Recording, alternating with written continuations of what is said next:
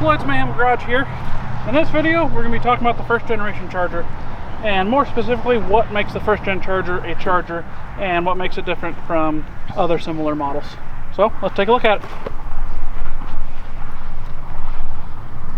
To better understand the first gen charger, we first got to talk a little bit of history about the car. The first generation charger is actually based off the 66 Coronet. And one of the biggest design features of the charger, they are more or less the same car as the 66 Coronet. They just simply added a fastback rear window to it. With the fastback rear window, there were a lot of other little design features separating it from a Coronet, but more or less they were the same car. Because of the rear window and the quarter panels that they had to change with that also rolled into the quarter panels, and they changed the quarter panels. So the rear window lips are bigger, the scallops are a little bit deeper. This quarter panel is actually charger specific. The rest of the car up front is still Coronet, minus the grille and some trim and some interior pieces, things like that. One of the things separating the charger from the Coronet was actually the price class that they were based in. The charger, if you wanted to purchase a charger over a Coronet, it was naturally a more expensive car. And one of the reasons is it had standard features that weren't available on the Coronet. It had extra chrome, had a little bit fancier interior. And one of the things is it had an actual, more defined, if you will, grille with hideaway headlights. So these ones are actually flipped around, but this whole headlight assembly flips around to hide the headlights, and it looks like one continuous grille, which is something that was not offered on the Coronet. And talking first generation charger, this body style ran from 66 to 67. And as far as styling characteristics between those 2 years of cars, there really isn't a whole lot that changed. Your real only visual difference between the cars, between 66 and 67, was the trim piece right here. Top side of the fender was the same, it ended here. This is what makes up a 66 or a 67. 66 was a smooth piece, it tapered off. 67 went to this reflector, which was actually a turn signal indicator off of the dash.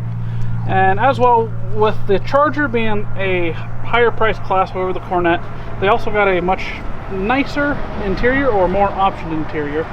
All chargers in 66 and 67 came standard with 4 bucket seats. And the only difference between those 2 years, it was an option in 67.